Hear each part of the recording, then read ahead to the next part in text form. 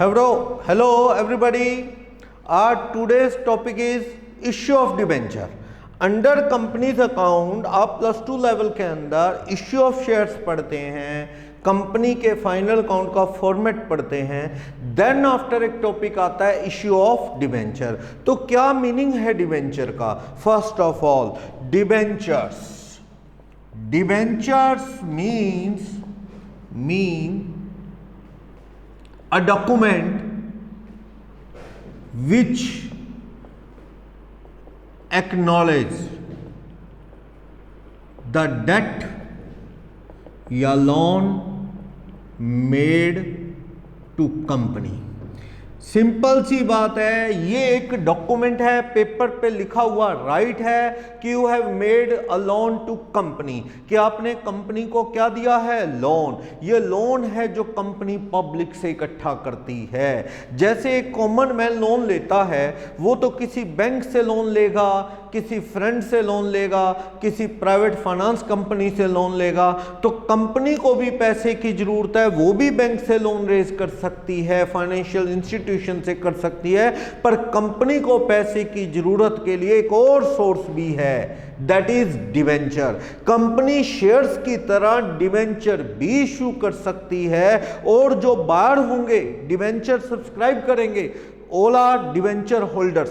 तो debenture holder जो debenture खरीदते हैं वो कंपनी के कौन है? क्रेडिटर्स। डिवेंचर होल्डर परचेज करते हैं, डिवेंचर्स होल्डर डिवेंचर परचेज करते हैं, all are the creditors of company. ये कंपनी के क्रेडिटर्स लोग हैं, इन्होंने कंपनी को क्या दिया है? कर्ज। और वो कर्ज की टर्म कंडीशंस क्या हैं वो इस डॉक्यूमेंट पे पेपर पे लिखी होती हैं, जिसे हम डिवेंचर बोलते हैं। All terms and conditions related to debentures issued. जो डिवेंचर इशू किया उसकी सारी term condition such as redemption of debentures कब होगा, इंटरेस्ट ऑन डिवेंचर की रेट क्या है, percentage, due dates of interest on debentures क्या होंगी, कन्वर्टिबल है कि नॉन कन्वर्टिबल है, रिडीमेबल है कि नॉन रिडीमेबल है, नॉन रिडीमेबल, सिक्योर्ड है कि अनसिक्योर्ड है, सिक्योर्ड कि अनसिक्योर्ड, डेट ऑफ इशू की टर्म्स कंडीशन, ये सारी बातें डिवेंचर में लिखी हो सकती हैं। रिडेम्पशन की कंडीशन भी हो सकती है, रिडेम्पशन कंडीशंस। ये सब कुछ क्या है? जो डॉक्यूमेंट पब्लिक को इशू करते हैं after raising loan from public, public को कहते हैं आओ डिवेंचर में इन्वेस्ट करो। Just like shares, public debenture purchase करेगी, कंपनी के पास पैसा आएगा, उसके अगेंस्ट जैसे शेयर सर्टिफिकेट या डीमैट अकाउंट में शेयर देती है कंपनी, उसी तरह से डिवेंचर होल्डर को डिवेंचर सर्टिफिकेट इशू करेगी या उनके डीमैट अकाउंट में होगी, ट्रांसफर करेगी। तो उस जो डॉक्यूमेंटेशन होगा, जो इशू की टर्म्स होंगी, जैसे आप प्रोस्पेक्टस इशू करते हैं ना फॉर इशूइंग शेयर्स, वैसे डिवेंचर के लिए भी प्रोस्पेक्टस इशू करती है कंपनी, और उसके अंदर सारी टर्म कंडीशन लिखी होंगी। क्या? डिवेंचर एक लोन है, उसके ऊपर इंटरेस्ट की रेट कितनी होगी लिखा होगा। सपोज इंटरेस्ट की रेट 8% पर एनम लिखी है, सपोज रेट ऑफ इंटरेस्ट क्या है? 8% पर एनम। तो 1 लाख के डिवेंचर मैंने परचेज कर लिए, फेस वैल्यू 1 लाख वाले, तो उस पे फेस वैल्यू पे हर साल इंटरेस्ट कितना पे करेगी कंपनी? 8% पर एनम, यानी 8000। अब वो इंटरेस्ट कब कब ड्यू होगा? ड्यू डेट्स बता देती है कंपनी। सपोज वो ड्यू डेट्स हैं 30 जून एंड 31 दिसंबर। कंपनी 6 महीने का इंटरेस्ट देती है। तो देखो, सपोज 1 लाख के डिवेंचर हैं, 30 जून को दे देगी, 8% सपोज रेट ऑफ इंटरेस्ट है, तो 6 मंथ्स का 4000, फिर 31 दिसंबर को 4000। तो इंटरेस्ट कब कब ड्यू होगा ये इशूइंग टर्म कंडीशंस में लिखा होगा, प्रोस्पेक्टस में भी मेंशन होगा, और जो आपको डिवेंचर सर्टिफिकेट इशू करेगी उस डॉक्यूमेंट पे लिखा होगा कि इंटरेस्ट व्हेन ड्यू, कब कब ड्यू होगा, इंटरेस्ट की रेट कितनी होगी, ये सब उसमें कोटेड होगा। ओके, एक और बात, डिवेंचर कितने साल बाद रिडीम होंगे? देखो ये दो तरह के हो सकते हैं, रिडीमेबल और इरिडीमेबल। रिडीमेबल को तो in the life of company, in the life of company debentures are redeem, यानी कंपनी इनको पैसा दे देती है, यानी इरिडीमेबल या नॉन रिडीमेबल कह दो या इरिडीमेबल कह दो, एक ही बात है, इरिडीमेबल। तो इरिडीमेबल के केस में only payable on liquidation of company, company जब तक बंद नहीं होगी पैसा नहीं देगी, ये इरिडीमेबल डिवेंचर हैं। जनरली मार्केट में डिवेंचर इश्यू होते हैं रिडीमेबल, उस इश्यूइंग टर्म्स में लिखा होता है कि it will be redeemed within 10 year 9 year, ऐसा। जनरली डिवेंचर 10 ईयर के अंदर रिडीम कर दिए जाते हैं, विद इन 10 ईयर। जनरली अपने इंडिया में debentures are redeemed within 10 years. Normally 10 year में रिडीम्स इंडिया में डिवेंचर हो जाते हैं, पर कंपनी चाहे तो इरिडीमेबल, इरिडीमेबल का मतलब कंपनी इशू करते वक्त ही बता देती है कि whole life you are entitled to claim interest only. आप पूरी जिंदगी क्या लें? फेस वैल्यू ऑफ डिवेंचर पे इंटरेस्ट लें। फेस वैल्यू का मतलब वही है जो आप शेयर में आप पढ़ के आए हैं इश्यू ऑफ शेयर्स में, क्या कि अगर 100 वाला शेयर फेस वैल्यू का है तो वो प्रीमियम पे इशू हो सकता है, पार पे, डिस्काउंट पे नहीं। कंपनी एक्ट का section 53, company act 2013 prohibit to issue shares on discount, पर there is no restriction to issue debenture at discount or premium. तो 100 रुपी वाला डिवेंचर है, जैसे suppose face value of debenture ₹100 है, इशूड एट डिस्काउंट भी हो सकता है, एट प्रीमियम भी हो सकता है, एट पार भी हो सकता है। कितना डिस्काउंट प्रीमियम होगा ये कंपनी की मर्जी। फेस वैल्यू 100 है, कंपनी 90 में 85 में बेच रही है तो इशूड एट डिस्काउंट हो गया। अगर वो पार पे बेच रही है 100 वाला 100 में हो जाएगा, और अगर वो प्रीमियम पे बेच रही है तो 100 वाला 105 या 1010 या 108 ऐसा, या 120 20 रुपये प्रीमियम हो सकता है। तो ये इशूड एट प्रीमियम और डिस्काउंट दोनों ही केस पॉसिबल हैं, पर याद रखना अगर ये 85-90 में भी बेचे या फिर 120 में, लेकिन इंटरेस्ट तो हमेशा किस अमाउंट पे पे होगा? Face value which is ₹100 each.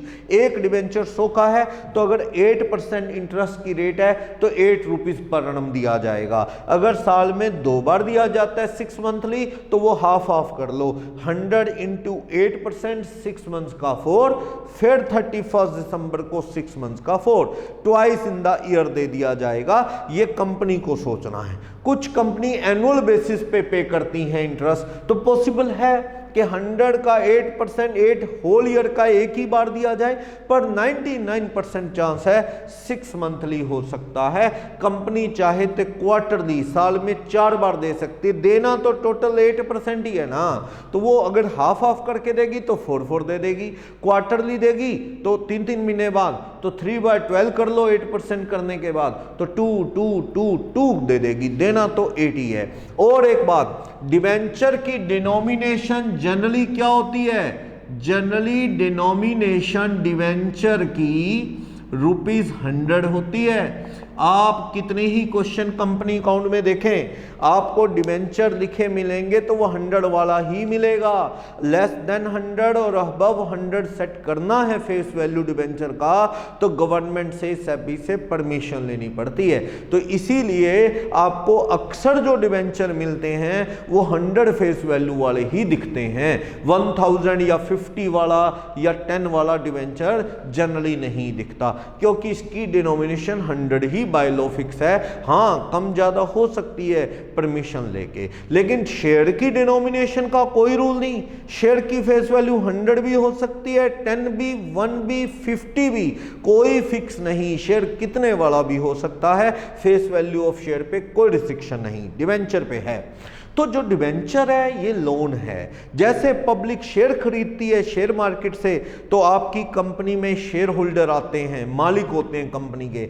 ऐसे ही कंपनी को जब जब पैसे की जरूरत हुई, ऐसा है कंपनी के पास सोर्स क्या है, सोर्सेज ऑफ फंड्स या कैपिटल, पैसे की जरूरत कहां से पूरी होगी? सबसे पहले तो issue of equity share capital. Company को क्या इश्यू करना है? इक्विटी शेयर कैपिटल, वहां से पैसा आएगा, इक्विटी शेयर इश्यू करे। और पैसे की जरूरत हुई तो प्रेफरेंस शेयर कैपिटल से अरेंज करती है। ये इक्विटी के बाद इश्यू हो सकते हैं। प्रेफरेंस का मतलब ही क्या है? जिनको पैसा डिविडेंड का या कैपिटल का इन case of liquidation of company पहले मिले, प्रेफरेंस, नाम ही प्रेफरेंस है, इक्विटी से पहले मिले। तो इक्विटी अकेले हो सकते हैं या दोनों भी हो सकते हैं, प्रेफरेंस प्लस इक्विटी। तो प्रेफरेंस शेयर और कंपनी के पास जो रिजर्व एंड सरप्लस पड़े हैं, मींस जो प्रॉफिट्स कमाती है कंपनी, वो अनडिस्ट्रीब्यूटेड रख ले। अनडिस्ट्रीब्यूटेड प्रॉफिट भी एक सोर्स ऑफ कैपिटल है। यानी आपकी कंपनी का फ्यूचर बहुत ब्राइट है। बूम चल रहा है मार्केट में, मंदा नहीं है, मार्केट में पैसा लगाओ और बढ़ेगा। तो ऐसे इरा में, बूम के इरा में आपको क्या करना चाहिए? Profit is not to be distributed. Dividend कम से कम दो, जो प्रॉफिट कमाया उसे प्लो बैक कर दो, उसे वापस बिजनेस में लगा दो, जिससे आपका बिजनेस और बढ़ेगा। तो ये अनडिस्ट्रीब्यूटेड प्रॉफिट पड़े होते हैं ना, जनरल रिजर्व, P&L का बैलेंस, ये भी एक तरह से आपके पास फंड प्रोवाइड करते हैं बिजनेस में यूज करने के लिए। तो इश्यू कर लिए इक्विटी, प्रेफरेंस, कुछ पड़े प्रॉफिट, पैसे की और जरूरत है, and you are unable to raise fresh equity और प्रेफरेंस इक्विटी कैपिटल। आप और कैपिटल से अरेंज नहीं कर पा रहे, पैसा चाहिए और, तो अब आपको क्या करना है? या तो बैंक लोन एटसेट्रा वो लो आप, या फिर आप क्या इश्यू कर दो? Debentures to be issued. Debenture या बैंक लोन, ये दोनों क्या है? नॉन करंट लाइबिलिटीज हैं। नॉन करंट लाइबिलिटी कहां शो करेंगे आप? Debenture, bank loan, reserve and surplus के बाद नॉन करंट लाइबिलिटी में, क्योंकि long term source of fund है, लंबे टाइम बाद रिडीम होता है, जनरली 10 ईयर में रिडीम होते हैं डिवेंचर। तो डिवेंचर कब इश्यू करते हैं? जब पैसे की जरूरत हो, प्रेफरेंस इक्विटी से और अरेंज हो नहीं सकता, now you have to issue fresh debentures, वहां से पैसे अरेंज कर लेंगे। पर याद रखना, डिवेंचर होल्डर शेयर होल्डर नहीं है। डिवेंचर होल्डर कौन है? कंपनी के क्रेडिटर। डिवेंचर से पैसा लेना मतलब एक रिस्क भी है, क्योंकि देखो जो शेयर होल्डर हैं, प्रॉफिट कम हो तो ना देंगे डिविडेंड, पर डिवेंचर होल्डर को interest on debenture is always to be paid, even in case of loss also. आप लॉस में भी हैं तब भी आपको इंटरेस्ट ऑन डिवेंचर चुकाना पड़ेगा, यानी कैपिटल में से पे करना पड़ेगा। आप बताओ, जब P&L में लॉस आ गया तो आपको इंटरेस्ट ऑन कैपिटल कहां से पे करें? वहां पे तो पैसा ही नहीं है, P&L में डेबिट कहां से करूं?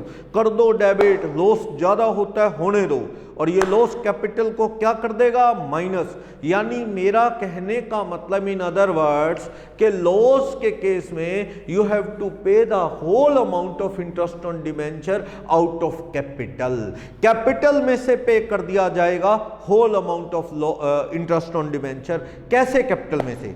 जब आप P&L में डेबिट करेंगे, P&L में तो ऑलरेडी डेबिट साइड ज्यादा है, लॉस में हो आप, और डेबिट मतलब आप एक्सपेंडिचर लेस। आप कंपनी का फॉर्मेट बनाएंगे तो रेवेन्यू फ्रॉम ऑपरेशन यानी sale, other income less, employ benefit, opening closing stock से raw material consume, depreciation, amortisation, वहां पे आप फाइनेंस चार्जेस का हेड होता है आपका, यानी कि किसका, डिवेंचर के इंटरेस्ट का फाइनेंस चार्जेस डालो, चाहे लॉस है और बढ़ जाने दो लॉस।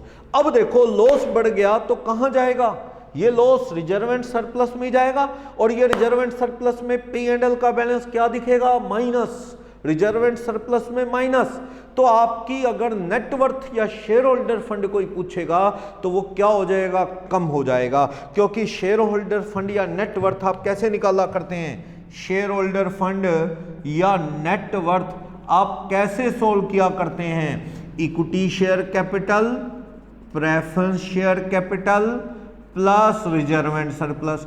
तो आप देखो कि अगर equity capital 10 lakh, preference capital 5 और ये P&L में डिवेंचर इंटरेस्ट और बाकी चीजों की वजह से 3 लाख माइनस हो गया, तो ये 3 लाख माइनस हो जाएगा रिजर्व एंड सरप्लस, तो आपकी कैपिटल यानी शेयर होल्डर फंड कितना रह जाएगा, 12 लाख। यानी आपकी कैपिटल को ये डिवेंचर का इंटरेस्ट क्या कर देगा, रिड्यूस कर देगा। यानी it must be paid in all of the cases, even in case of insufficient profit or in case of absence of profit, यानी लॉस के केस में भी देना पड़ेगा। तो यही वजह है, एक रिस्कियर कैपिटल है कि अगर प्रॉफिट ना हुए या कम हुए तो आपको पूरा इंटरेस्ट देना है और बर्बादी शुरू हो जाती है। एक बात बताओ, एक स्टूडेंट कहता है सर कोई बंदा इंसॉल्वेंट क्यों होता है, इंसॉल्वेंट क्यों होता है,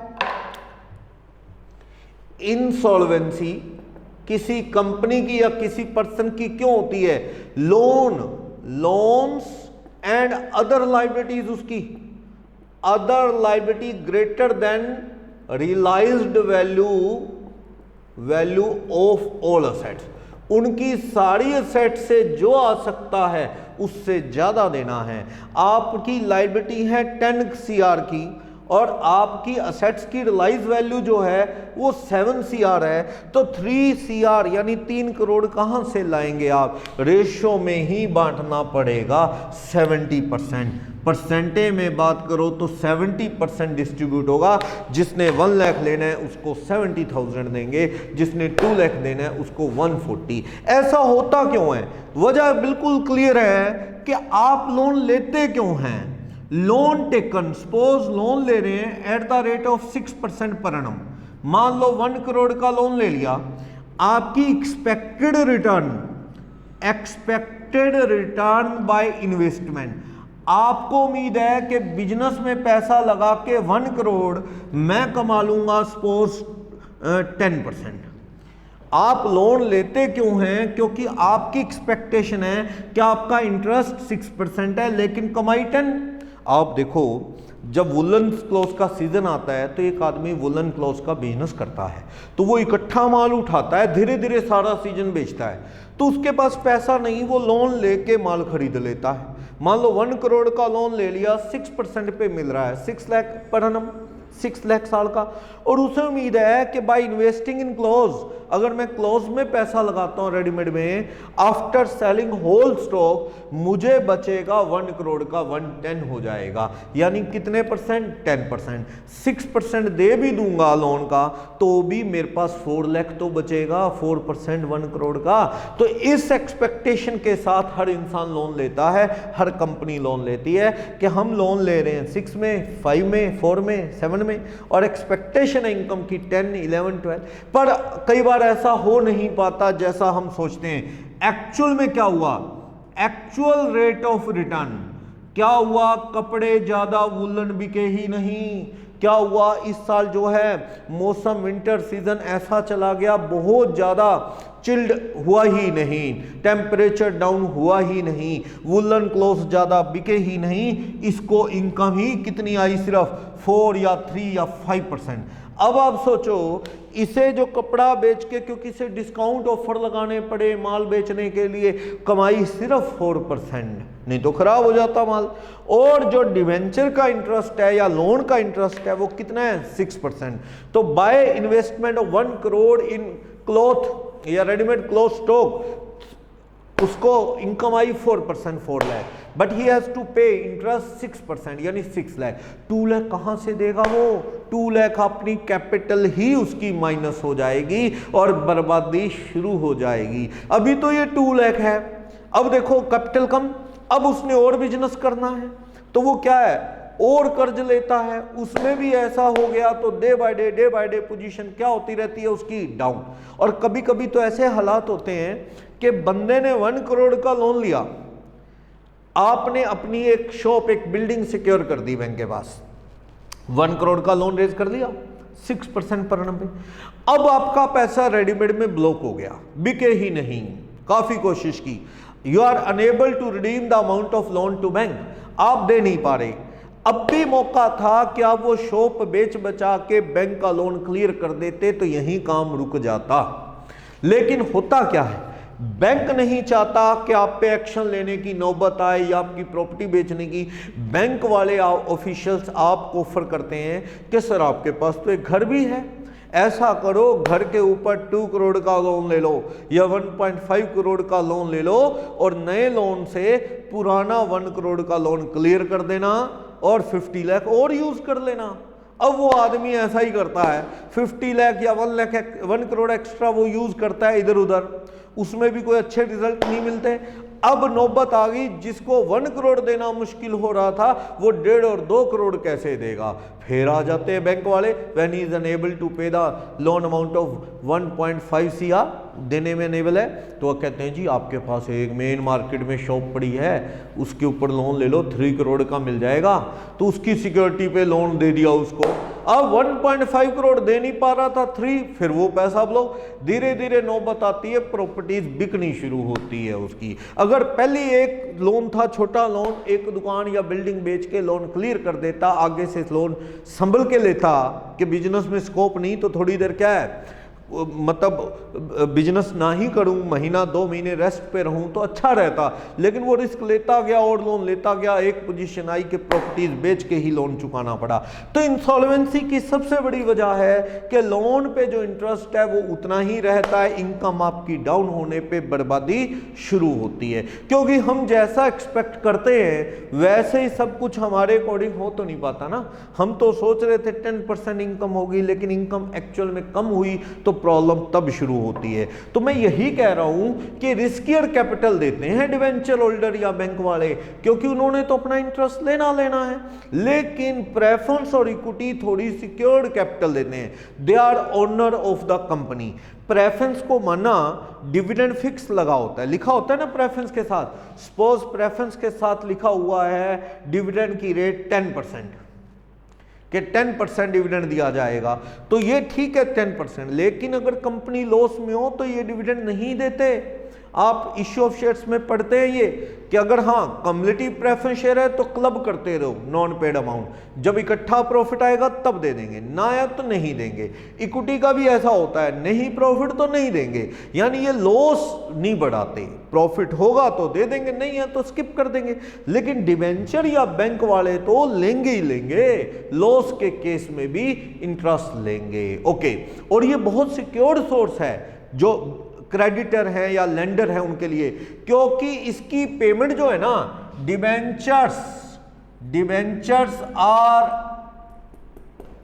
debentures are entitle to refund of money before equity and preference share holder. यानी कल को कंपनी बंद हो जाए ना तो इक्विटी और प्रेफरेंस दोनों से पहले किसको मिलेगा? डिवेंचर को। यानी जो आम क्रेडिटर होते हैं, ट्रेड क्रेडिटर, वो भी लेते हैं, बैंक वाले डिवेंचर, यानी आउटसाइडर पहले लेते हैं, देन आफ्टर प्रेफरेंस को, और फिर किसको पैसा रिडीम होता है? इक्विटी को, अगर बचा तो खत्म तो खत्म। यानी ये सेफ है, ये लेंडर के लिए, डिवेंचर होल्डर के लिए एक अच्छी इन्वेस्टमेंट है, क्योंकि इसमें इंटरेस्ट भी श्योर मिलेगा, चार्ज अगेंस्ट प्रॉफिट होता है, ना कि एप्रोप्रिएशन ऑफ प्रॉफिट। ये जो प्रेफरेंस और इक्विटी का डिविडेंड होता है ना, चाहे प्रेफरेंस का ही हो, ये एप्रोप्रिएशन है, यानी ये प्रॉफिट का डिस्ट्रीब्यूशन है। जैसे पार्टनरशिप में एप्रोप्रिएशन के थ्रू पार्टनर को सैलरी इंटरेस्ट देते हैं, बिल्कुल उस तरह से प्रेफरेंस और इक्विटी को डिविडेंड क्या है, it's the appropriation of profit. Profit में से टैक्स, इनकम टैक्स पे करने के बाद जो प्रॉफिट बचता है, प्रॉफिट आफ्टर टैक्स, उस प्रॉफिट को डिस्ट्रीब्यूट करते हैं टू प्रेफरेंस और इक्विटी। जबकि जैसे पार्टनरशिप एम्प्लॉइज को सैलरी देती थी वो चार्ज अगेंस्ट प्रॉफिट था, पार्टनर को रेंट देती थी, लोन पे इंटरेस्ट देती थी, वो चार्ज अगेंस्ट प्रॉफिट था। कहां जाता था, प्रॉफिट एंड लॉस में। ऐसी डिवेंचर का इंटरेस्ट भी कहां जाएगा, प्रॉफिट एंड लॉस अकाउंट में जाएगा। It's a charge against profit, इसलिए ये देना ही पड़ता है कंपनी को। डिवेंचर होल्डर के लिए एक सेफ पॉइंट है ये। कल को कंपनी बंद होगी तो डिवेंचर होल्डर एंटाइटल हैं to claim the whole amount of investment before anything paid to equity और प्रेफरेंस। इक्विटी और प्रेफरेंस को 1 रुपया भी देने से पहले आप डिवेंचर का पूरा पैसा क्लियर करो, चुकाओ, देन आफ्टर इक्विटी प्रेफरेंस को दे सकते हो। तो इस तरह से ये सेफ है डिवेंचर होल्डर। ओके, तो आपको थोड़ा मीनिंग का आइडिया हुआ कि डिवेंचर से पैसा क्यों अरेंज करती है। कंपनी डिवेंचर इश्यू करती है, पैसे का अरेंजमेंट करती है, लोन लेती है। क्या करे, इक्विटी प्रेफरेंस और इश्यू हो नहीं पा रहे। अगर पॉसिबल होता तो कंपनी क्या करती, प्रेफरेंस और इक्विटी ही इश्यू करती, लेकिन वो बहुत ज्यादा इश्यू हो नहीं पा रहे, तो कंपनी ने क्या किया, डिवेंचर से फंड अरेंज कर लिया। इस तरह से फंड आप अरेंज कर सकते हैं। ओके, जो डिवेंचर है, एक तो चीज फीचर इसके डिवेंचर्स के ये क्या है, अगर मैं बात करूं फीचर्स क्या है, लोन टू कंपनी है, कंपनी को लोन है, fix amount of interest is paid to debenture holder, to debentures holder, और even in case of loss interest is to be paid, पूरा इंटरेस्ट देना पड़ेगा। ओके, और थर्ड, रिफंड ऑफ मनी, इनको पैसा देना पड़ता है before payment to equity and preference share holder और इक्विटी शेयर होल्डर, उनसे पहले आपको देना पड़ेगा किसको, डिवेंचर होल्डर को पैसा। लॉस के केस में भी इंटरेस्ट। ये क्या है, लोन टू कंपनी। क्योंकि ये शेयर होल्डर नहीं, तो इसलिए debenture holders can't join meeting of the company. Meetings यानी जनरल मीटिंग जो शेयर होल्डर की होती हैं, मीटिंग ऑफ द कंपनी। ये कंपनी के किसी भी अफेयर्स में इन्वॉल्व नहीं हो सकते। सारी डिसीजन मेकिंग इक्विटी करते हैं, कुछ एक डिसीजन में प्रेफरेंस शेयर होल्डर भी इन्वॉल्व होते हैं, जनरली इक्विटी, तो इनको कोई राइट इसमें नहीं होता। ये कर्ज है कंपनी के ऊपर। ओके, लेकिन एक बात है, इनका जो इंटरेस्ट ऑन डिवेंचर होता है ना, interest on debenture, it's charge against profit. ये चार्ज अगेंस्ट प्रॉफिट है, debited to P and L account. P and L account में फाइनेंस चार्जेस, कंपनी की बात करूं तो फाइनेंस चार्जेस हेड में इसको दिखाते हैं। तो ये क्या है, it results to tax saving to company. Company को टैक्स की बचत कराते हैं ये। मान लो एक कंपनी का प्रॉफिट एंड लॉस अकाउंट किसी का भी बनाऊं, किसी कंपनी का, कोई प्रोप्राइटर हो या कोई पार्टनर हो, वो डिवेंचर तो नहीं इश्यू कर सकता, पर वो बैंक से लोन लेता है, तो वो बैंक के लोन का इंटरेस्ट भी टैक्स की सेविंग करता है। मान लो टैक्स ऑन कंपनी 30%, तो आप यहां पे फाइनेंस चार्जेस में जो आप इंटरेस्ट ऑन डिवेंचर लिखते हैं, सपोज 1 लाख, तो आपका प्रॉफिट बिफोर टैक्स है मान लो 4, इस पे आपको टैक्स लगता है सपोज 30%, कितना 120, तो प्रॉफिट आफ्टर टैक्स कितना आता है, सपोज आपका 280 ये आता है। मान लो कि फाइनेंस चार्जेस 1 लाख हैं आपके, बिफोर फाइनेंस चार्जेस प्रॉफिट 5 थे, इंटरेस्ट ऑन डिवेंचर कम किया 1 लाख का, तो प्रॉफिट बिफोर टैक्स 4 आए, टैक्स कम किया 30%, प्रॉफिट आफ्टर टैक्स 280 आए। लेकिन आप देखो डिवेंचर का इंटरेस्ट नहीं होता, if there is no interest on debenture, debenture का कोई इंटरेस्ट नहीं होता, तो आपका यहां पे प्रॉफिट बिफोर टैक्स कितना होता, ये कम ना होता इंटरेस्ट, तो आपके प्रॉफिट 5 होते, 5 पे टैक्स कितना लगता आपका 30%, सपोज 150, तो प्रॉफिट आफ्टर टैक्स कितना होता 350। आप ध्यान से देखो, अगर ये इंटरेस्ट ना होता, इंटरेस्ट ऑन डिवेंचर ना होता, तो आपका प्रॉफिट होता 350, तो डिफरेंस कितना है 70,000। यानी आपको डिवेंचर का इंटरेस्ट की जो कॉस्ट है 1 लाख नहीं पड़ी, 1 लाख नहीं, इसने टैक्स बचा दिया। देखो 150 की जगह 120 टैक्स। मान लो मैं ऐसे कह रहा हूं 5% डिवेंचर थे 20 लाख के, जिसका जो इंटरेस्ट बनता था वो 20 लाख का 5% कितना बनता था 1 लाख। लेकिन आपको net cost interest net cost क्या पड़ती है 1 लाख नहीं पड़ती आपको, 1 लाख में से टैक्स की बचत होती है कंपनी को, मान लो 30% 30,000, तो कंपनी को नेट कॉस्ट जो डिवेंचर की पड़ती है वो 70,000 पड़ रही है। ध्यान से देख लो, अगर ये इंटरेस्ट ना होता तो प्रॉफिट होते 5 पे टैक्स लगता 150, प्रॉफिट आफ्टर टैक्स 3.5 आते, यानी टैक्स 150, पर डिवेंचर के इंटरेस्ट ने प्रॉफिट कम कर दिए, टैक्स आपका बचा दिया, 150 की जगह कितना लगा 120, तो आपको 30,000 रुपए का टैक्स बच गया due to interest on debenture. तो आपको डिवेंचर की कॉस्ट लाख रुपए कहां पड़ी, आपको 70 पड़ी। देख लो, डिवेंचर ना होते तो प्रॉफिट आता आफ्टर टैक्स 350, डिवेंचर होने के बाद 280, कितना कम 70,000 ही प्रॉफिट कम हुआ है, तो डिवेंचर की जो कॉस्ट है वो नेट कितनी है 70,000। या ये मैं यूं कह दूं कि आपको इंटरेस्ट ऑन डिवेंचर 5% कहां पड़ता है, 5 का आपको 30% टैक्स बच गया 1.5%, यानी आपको नेट कॉस्ट 3.5% ही पड़ी। ध्यान से देख लो, आपको कॉस्ट 20 लाख पे 5% कहां पड़ी, 5 में से 30% तो टैक्स बच गया, तो कितनी कॉस्ट पड़ी आपको 3.5% कॉस्ट पड़ी। तो आपको सोचना पड़ेगा, अगर मान लो प्रेफरेंस शेयर हैं 4% प्रेफरेंस शेयर कैपिटल है, 4% प्रेफरेंस शेयर कैपिटल है, मान लो कंपनी 20 लाख, तो कंपनी को तो ये भी महंगा है, क्योंकि 20 लाख पे 4% कॉस्ट पड़ती है 80,000, और वो डिविडेंड कौन से प्रॉफिट में से देते हैं, प्रॉफिट आफ्टर टैक्स में से, बिकॉज प्रेफरेंस डिविडेंड हो चाहे equity dividend, both are the appropriation of profit, after tax वाले में से देते हैं। तो ये अगर 80,000 की कॉस्ट है प्रेफरेंस डिविडेंड की, 20 लाख का 4%, तो वो 80 ही गए, जबकि डिवेंचर सस्ते हैं, दिखने में 5% और प्रेफरेंस शेयर 4% है ना।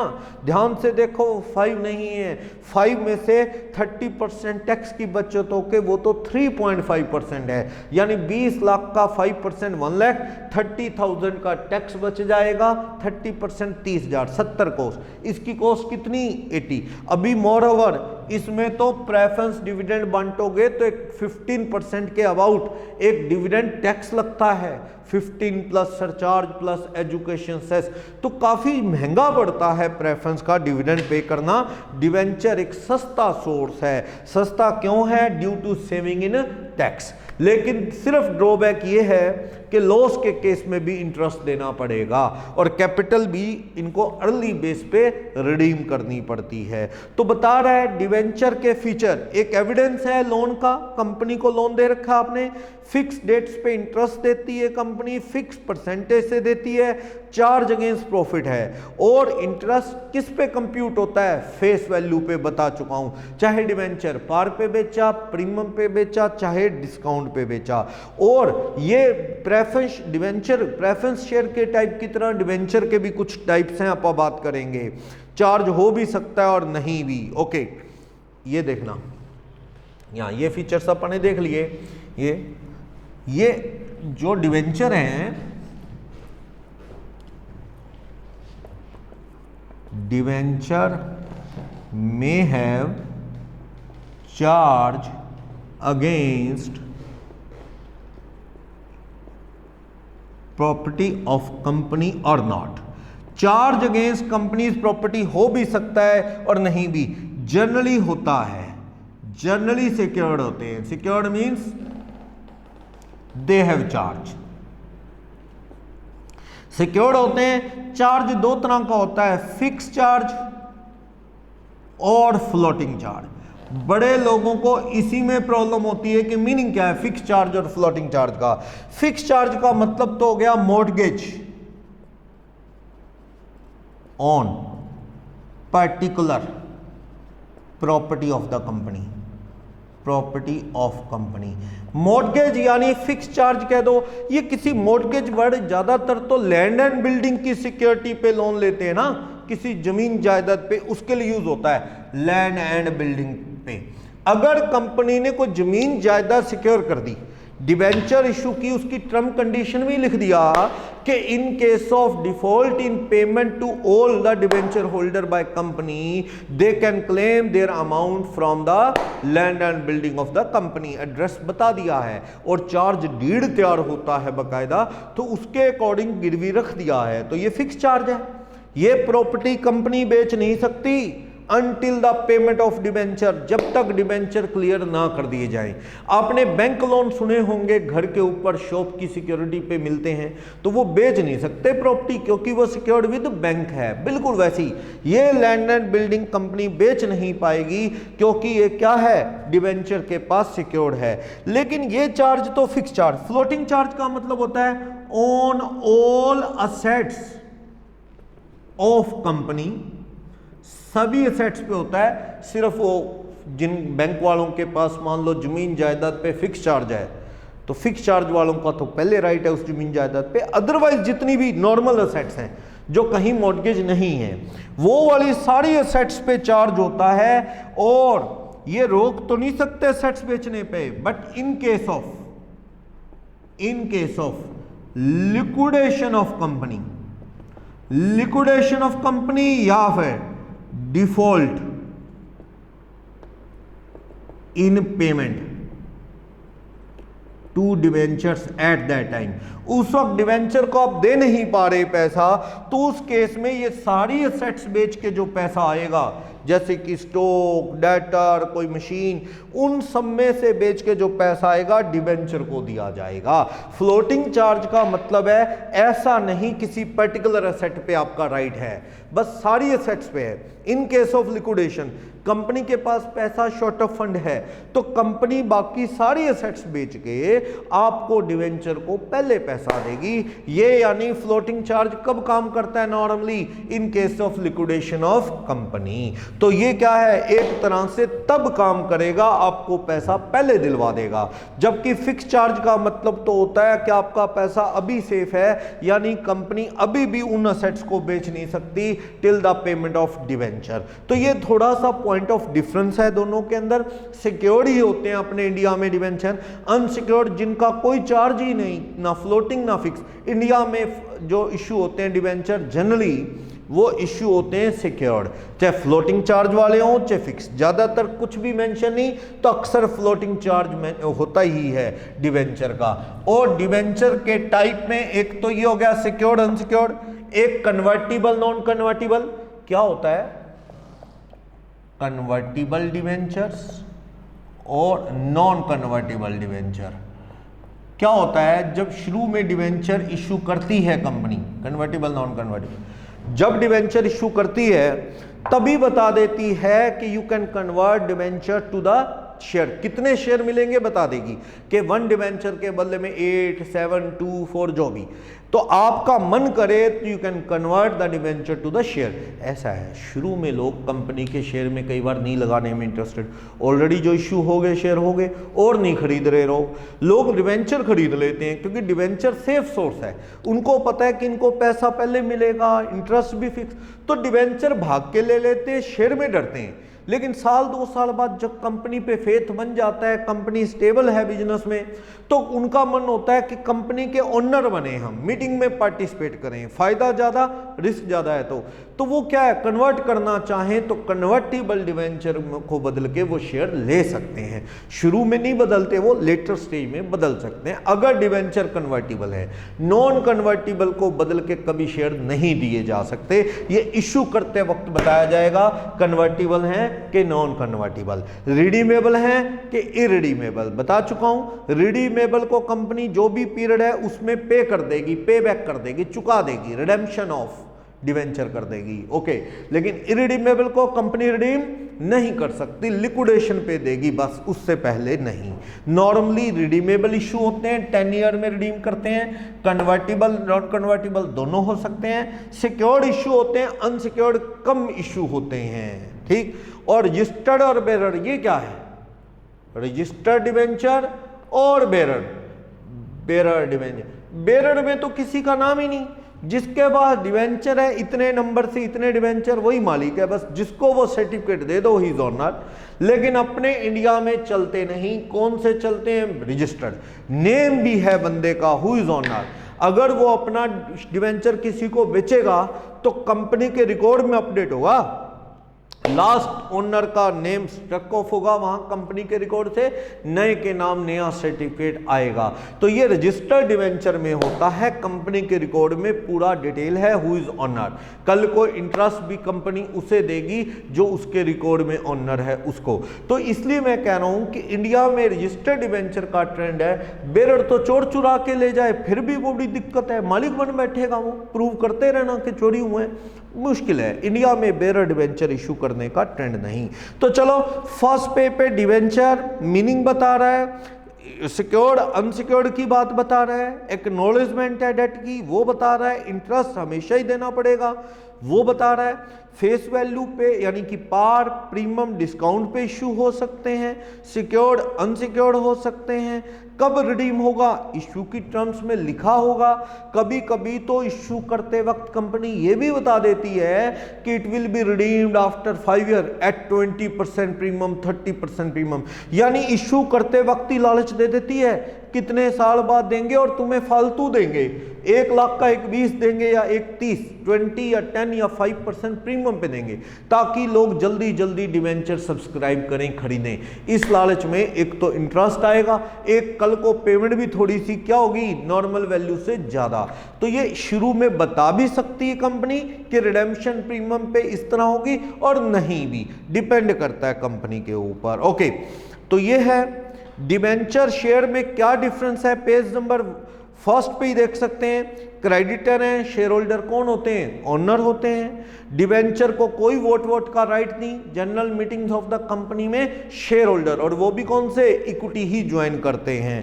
थर्ड, डिवेंचर को इंटरेस्ट दिया जाएगा प्रॉफिट हो या ना हो, लॉस में भी, लेकिन शेयर होल्डर का डिविडेंड अक्सर फिक्स नहीं होता, प्रॉफिट ज्यादा तो ज्यादा मिलेगा, कम तो कम, हाँ प्रेफरेंस का फिक्स है, पर लॉस के केस में वो भी नहीं देते। कम्युलेटिव प्रेफरेंस है तो जुड़ता रहता है, कभी प्रॉफिट आएगा तो देंगे, नॉन कम्युलेटिव का नहीं जुड़ता। इक्विटी का कभी क्लब नहीं होता, नॉर्मली नहीं प्रॉफिट तो ना सही नहीं मिलेगा। इंटरेस्ट ऑन डिवेंचर देना भी पहले है, आप डिविडेंड वगैरह बाद में देंगे, ये तो P&L में जाता है, ये पहले दिया जाता है प्रॉफिट्स में से, ओके। टैक्सेबल प्रॉफिट बाद में आएगा, यानी कि अभी करके दिखाया था, ये टैक्स सेविंग करवा देते हैं, ओके। सिक्योर्ड अनसिक्योर्ड, रिडीमेबल अनरिडीमेबल, तो ये जबकि इक्विटी और प्रेफरेंस शेयर दो ही तरह के होते हैं। चलो कहाँ दिखाते हैं इनको नॉन करंट लायबिलिटी में, जबकि शेयर होल्डर को शेयर होल्डर फंड में दिखाते हैं। सेवंथ डिफरेंस, कन्वर्टिबल इन शेयर हो भी सकते हैं नहीं भी, लेकिन शेयर कभी डिवेंचर में कन्वर्ट नहीं होते।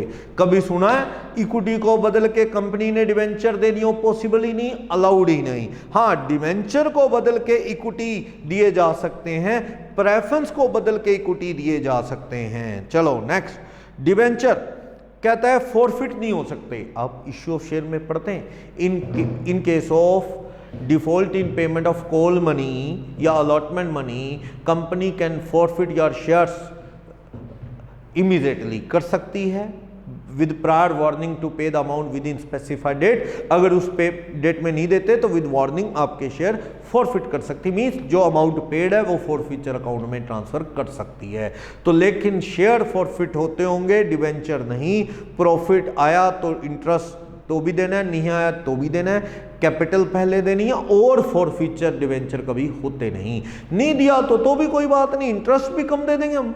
डिवेंचर मान लो 100 वाले का 60 अभी आया है, 40 के अभी, अगर वैसे तो डिवेंचर हमेशा फुली पेड इशू होता है, पर अगर इंस्टॉलमेंट में शेयर की तरह इशू कर रही है कंपनी, एप्लीकेशन अलॉटमेंट इस तरह, तो अगर नहीं आया तो हम भी इंटरेस्ट क्या है 60 रुपये आए हैं, 10% वाला डिवेंचर है, तो हम 100 का 10% नहीं 60 का 10% इंटरेस्ट दे देंगे 6, यानी उनको फॉरफिट करने का रूल नहीं है। ओके, मैच्योरिटी पे पेमेंट कब होगी? लिक्विडेशन पे इक्विटी को मिलता है, प्रेफरेंस को तो रिडीमेबल हो पहले भी मिल सकता है लिक्विडेशन से, लेकिन इक्विटी को तो हमेशा ही जब कंपनी बंद होगी तो मिलेगा। वैसे एक टॉपिक आता है सेक्शन 68 कंपनी लॉ में, बाय बैक ऑफ इक्विटी भी हो सकता है कुछ परसेंट, 25% तक। वैसे जनरली इक्विटी को पेमेंट लिक्विडेशन पे होती है, डिवेंचर को with in life of the company पे 10 साल में या 8 साल में पे हो सकता है। ओके, तो type of debenture, secured unsecured मैंने बता दिया, redeemable irredeemable, convertible non convertible, registered bearer.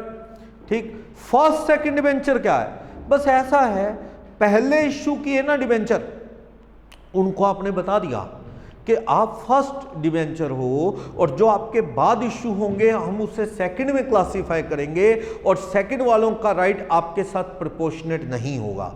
यानी कल को कंपनी बंद हुई तो पहले पैसा आपको मिलेगा, बचा तो सेकंड वाले डिवेंचर को।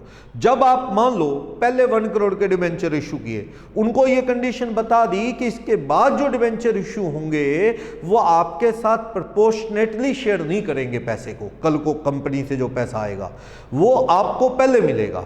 तो कंपनी जब सेकंड टाइम ऑफर लाएगी तो उन डिवेंचर को बताएगी ये बात कि भाई आपका प्रोपोर्शनेट राइट नहीं है विद फर्स्ट डिवेंचर, आपको पैसा क्या मिलेगा कल को, उनके बाद उनका पूरा हो गया तो आपको बचा हुआ मिलेगा। लेने हैं तो डिवेंचर ले लो, वरना नहीं। सोच समझ के लेता है हर कोई। तो डिवेंचर फर्स्ट सेकंड का मतलब यही होता है। अगर ऐसा है तो फर्स्ट वालों को पहले, सेकंड वालों को बाद में, थर्ड वालों को बाद में। अगर ऐसा कोई क्लोज नहीं है, फर्स्ट डिवेंचर इशू करते वक्त, सेकंड इशू करते वक्त, तो सबको पहले बाद जो इशू है सबको प्रोपोर्शनेट पैसा मिलेगा। उसे पैरी पसु क्लोज बोलते हैं, पैरी पसु क्लोज। पैरी पसु क्लोज का मतलब होता है प्रोपोर्शनेट राइट होता है, proportionate right to claim money. कल को सबको पैसा मिलेगा, कंपनी बंद होने पे सबको रेशो में मिलेगा, चाहे पहले इशू हो चाहे बाद में। और विदाउट पैरी पसु का मतलब होता नहीं, प्रोपोर्शनेट नहीं मिलेगा। फर्स्ट जो पहले इशू है उनको पहले, बाद वालों को बाद में मिलेगा। ये इशू करते वक्त कंपनी कंडीशंस बता देती है। तो ये तो बात हुई कि जो अपन डिवेंचर इशू करते हैं उसके रूल्स, मीनिंग। अब अपन जो डिवेंचर इशू की एंट्रीज की बात करते हैं तो काफी कुछ जो आप इश्यू ऑफ शेयर्स में पढ़ते हैं वैसा है। डिवेंचर को इशू करना है तो देखते हैं।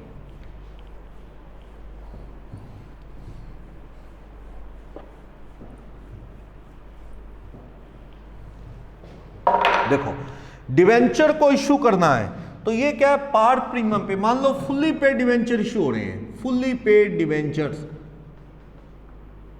टू बी इशूड, यानी उनमें इंस्टॉलमेंट नहीं है, फुली पेड एट पार। मान लो 1000 12% debentures issued having face value 100 each at पार।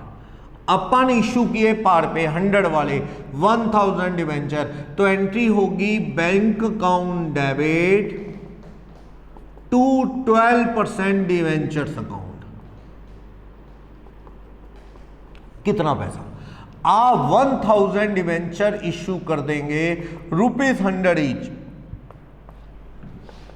कितना आएगा? 1 लाख। कंपनी को ₹1,00,000 आ गया। नरेशन आप दे देंगे, being debenture issued at par, तो पार पे डिवेंचर इशू कर दिए। ये क्या है? इंटरेस्ट की रेट। ये जैसे प्रेफरेंस के साथ भी डिविडेंड पर annum क्या लिखा जाता है, ऐसी डिवेंचर के साथ भी लिखा जाता है कि इंटरेस्ट की रेट कितनी है पर annum। तो वो कोट कर दिया आपने 12% पर annum डिवेंचर पे इंटरेस्ट की रेट। अगर मैं बात करूं ये इश्यू हुए हैं 1 अप्रैल 2019 में, तो आप देखो 6 मंथ्स में मान लो इंटरेस्ट ड्यू होता है साल में 2 बार, interest due on 30 September and 31 March, साल में 2 बार। तो आप एंट्री क्या करेंगे इंटरेस्ट की, इंटरेस्ट एक एक्सपेंडिचर है कंपनी के लिए, तो कंपनी एंट्री करेगी सपोज 30 सितंबर 2018 में कितना interest, interest on debentures account debit, एक एक्सपेंस है ना P&L का, ये डेबिट होगा टू डिबेंचर होल्डर्स अकाउंट। कितना इंटरेस्ट ड्यू करेगी कंपनी, 1 लाख की फेस वैल्यू ऑफ डिबेंचर है जिस पे इंटरेस्ट 12% पर annum है, 6 मंथ्स का इंटरेस्ट बनाएगी जो कि कितना बनेगा 6,000 और डिबेंचर होल्डर को पे कर देगी, debenture holders account debit 6,000 to bank 6,000। ऐसे फिर एंट्री क्या करेगी, यही एंट्री 6 मंथ्स की सेम रिपीट करेगी 31 मार्च 2020 को, 1 अप्रैल 19 है ना, तो 31 मार्च ये 19 है, 31 मार्च 20 में ये एंट्री रिपीट करेगी, interest on debenture to debenture holder to bank 6,000, 12,000 पूरा पे हो जाएगा। लेकिन कई बार एक एंट्री और देखने को मिलती है, इनकम टैक्स डिपार्टमेंट एक टैक्स लगाता है TDS, tax deduction at source. तो TDS is to be deducted, कह दो deducted by payer from the amount payable to pay। यहां पे पेई कौन है, डिवेंचर होल्डर, और पेयर कौन है, यहां पे पेयर है कंपनी। तो कंपनी जो आपको पे करेगी उसमें इनकम टैक्स डिपार्टमेंट का रूल है, इनकम टैक्स डिपार्टमेंट कहता है कि इनकम पे टैक्स लगता है और ये डिवेंचर होल्डर जो हैं टैक्स भरे ना भरे कल को। तो इसलिए इन्होंने रूल बना दिया, कंपनी को ही कह दिया कि you must deduct the amount of tax TDS eight the rate, ये रेट कम ज्यादा होती रहती है, जनरली 10% चल रही है। एक सेक्शन है कंपनी एक्ट में, सॉरी इनकम टैक्स एक्ट में सेक्शन 194, उसके अकॉर्डिंग ये TDS कट रहा है 10%। तो वो क्या करेगी कंपनी, इसको कितना दे देगी, 6,000 का 10% TDS काट के, TDS का अमाउंट काट के 600 रुपए कितने दे देगी, 5,400 और किस अकाउंट में डाल देगी, TDS अकाउंट में 600। कैसे बना 600, 6,000 का 10% TDS की रेट है 600, तो कंपनी का तो TDS account debit 600 to bank, company कहां जमा करवा देगी, deposited to income tax department, deposited to be deposited to income tax department. ऐसा है, कंपनी को तो TDS काट के कोई फायदा थोड़ी है, बल्कि फालतू की हेडेक खड़ी होगी। इसको देती थी 6,000 झंझट खत्म, अब इसको दो 54, 10% 600 इनकम टैक्स वालों को दो, इसके नाम से, इसके नाम से जमा करवाना है डिवेंचर होल्डर्स के नाम से। मान लो एक ही बंदा है रमेश जिसने ये डिवेंचर खरीदे हुए हैं, तो कंपनी जमा करवाएगी 600 रुपए with income tax department on behalf of Ramesh.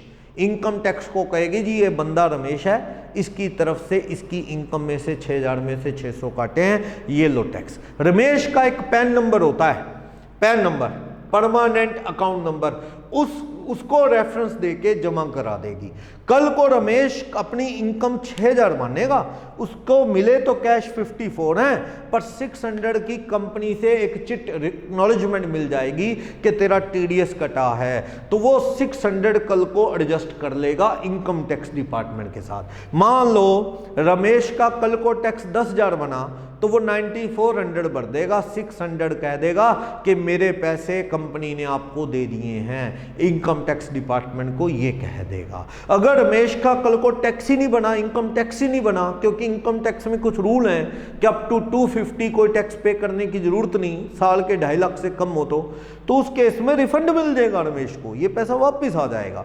तो ये रमेश की तरफ से जमा करवा दिया है इनकम टैक्स डिपार्टमेंट ने। क्योंकि ना ऐसा है, अगर कंपनी 6000 के 6000 रमेश को दे दे, रमेश खुद टैक्स भरने को कहेगी मतलब इनकम टैक्स के तू भर। अब ये छोटे छोटे डिवेंचर होल्डर थोड़ी थोड़ी इनकम वाले, ये कल को इनकम टैक्स ना भरें, कल को टैक्स बनता है फिर ना भरें, इनकम टैक्स कहाँ ढूंढता फिरेगा इन लोगों को। इसलिए रूल बना दिया, कंपनी पे ही डाल दी सारी रिस्पॉन्सिबिलिटी कि you must deduct the amount of TDS at the rate 10% of the whole amount of interest and must be deposited to the income tax department on behalf of the debenture holder. उनका PAN number, permanent account number बता के उस पर जमा करवा दें। कल को ये डिवेंचर होल्डर हमसे अपने आप इनकम टैक्स वालों से हिसाब करते रहेंगे। तो कंपनी के तो देखो, इसका 600 काट के 5400 दिया, इनकम टैक्स को 600 देके कंपनी की पॉकेट से तो 6000 पूरा ही गया। और यही एंट्री कहां रिपीट होगी कंपनी की? 31 March same entry, interest due, debenture holder debit 6000, to bank 54, TDS कितना 600, टीडीएस टू बैंक कर दिया 600, इनकम टैक्स को जमा हो जाता है 7th of the next month. जैसे आप जनवरी में टीडीएस डिडक्ट करोगे लोगों का तो 7 फरवरी तक इनकम टैक्स में जमा करवाना होता है। अगस्त में डिडक्ट करोगे तो आप 7 सितंबर तक जमा करवाते हैं। तो 7th of the next month तक ये टीडीएस इनकम टैक्स ऑफिस में जमा होता है। अब ये टीडीएस के रूल डिटेल में हमें नहीं जाना, ये तो आप आगे इनकम टैक्स सब्जेक्ट पढ़ेंगे तो डिटेल में पढ़ पाएंगे। मैंने तो थोड़ा रेफरेंस दिया है क्योंकि हमारे नोट्स में भी कई जगह ये टीडीएस आ जाता है। कुछ लोग एंट्री यही कर देते हैं टीडीएस की, डिवेंचर होल्डर को ड्यू क्या कर देते हैं 54, to TDS 600, debenture holder to bank 54, TDS to bank 600। बात एक ही है, यहां ड्यू कर दो to TDS, to debenture holder 54 हो जाएगा, डिवेंचर होल्डर को 54 पे कर देना, टीडीएस टू बैंक 600 कर देना, वो एक ही बात है। तो टीडीएस का अमाउंट काट के जमा कराना पड़ेगा। ओके, तो इस तरह से आपने डिवेंचर को इश्यू किया पार पे, और उनको क्या इंटरेस्ट कैसे कैसे देना, साल में 2 बार, 30 सितंबर को भी यही एंट्री होगी, 31 मार्च 2020 में भी ये एंट्री होगी। साल में 2 बार इंटरेस्ट डेबिट होगा 6612। P&L में प्रॉफिट एंड लॉस में कितना जाएगा 12,000। ओके, और एक बात यहां कि आपने ये डिवेंचर किस पे इशू किए हैं? आपने ये डिवेंचर इशू किए पार। अगर ये इशू किए होते प्रीमियम पे एट द रेट 20%, 20% प्रीमियम पे, तो 1 लाख का आप 1 लाख का 20% प्रीमियम कितना लेते? 20। तो 2 सिक्योरिटी प्रीमियम अकाउंट, जैसे शेयर इश्यू करते हो प्रीमियम पे, ऐसे उस केस में यहां पे पैसा कितना आ जाता? 120। लेकिन याद रखना, आप कितने मर्जी प्रीमियम पे बेचना चाहो बेच लो, पर याद रखें अगर गुडविल कंपनी की अच्छी है तो प्रीमियम पे इश्यू होंगे, वरना नहीं। ऐसा नहीं कि आप सोचो जी 100 वाला हम तो 300 में बेचेंगे। तो क्या कंपनी की इमेज, कंपनी की रेपुटेशन, कंपनी का स्कोप, फ्यूचर स्कोप ऐसा है कि लोग इतना महंगा खरीदेंगे? डिपेंड करता है। वैसे बुकिश दुनिया में तो प्रीमियम आपको शेयर पे भी कितना मिलता है? बुकिश दुनिया में सिक्योरिटी प्रीमियम ऑन शेयर आपको मिलेगा 10%, 20%, 40% ऐसे। मान लो फेस वैल्यू 10 रुपये है तो बुकिश दुनिया में तो 10 रुपये का 10% 1 रुपया प्रीमियम, या 20% 2 रुपये, या 40% 4 रुपये। लेकिन रियल लाइफ में तो बहुत होता है। रिलायंस पावर का एक शेयर इशू हुआ था, रिलायंस पावर फेस वैल्यू 10 वाला इशूड एट 430 हुआ था। यानी आप सोच लो अब कितना प्रीमियम था? प्रीमियम था 430 माइनस 10 420, दैट इज 4200%। सोच लो आप 4200% प्रीमियम था। आपकी बुक्स में तो 10%, 20%, 30, 40 से ऊपर जाते ही नहीं कि 10 वाला शेयर 12 का, 11 का, 14 का, लेकिन प्रैक्टिकल लाइफ में बहुत हो सकता है प्रीमियम। ये 10 वाला 430 में बिका था, 420 रुपीज का प्रीमियम था इसके ऊपर, तो ये देखो 4200% प्रीमियम था। तो प्रैक्टिकल लाइफ में काफी चीजें अलग रहती हैं बुकिश दुनिया से कई बार। चलो, तो ये इश्यू किस पे हुआ है? प्रीमियम पे। अच्छी कंपनी है, बिक गया प्रीमियम पे, लेकिन आपको इंटरेस्ट किस पे देना है? हमेशा ये एंट्री सेम रहेंगी, क्योंकि आपको इंटरेस्ट किस पे देना है? फेस वैल्यू 1 लाख पे ही, चाहे आपने इश्यू प्रीमियम पे किया। अब बैलेंस शीट कंपनी की जो दिखाएंगे आप, उसमें नॉन करंट लायबिलिटी में डिवेंचर 12% डिवेंचर 1000 नंबर है, 100 रुपए वाला फेस वैल्यू का है, तो कितने रुपए दिखाएंगे? 1 लाख। और रिजर्व एंड सरप्लस में चला जाएगा सिक्योरिटी प्रीमियम कितने रुपए का?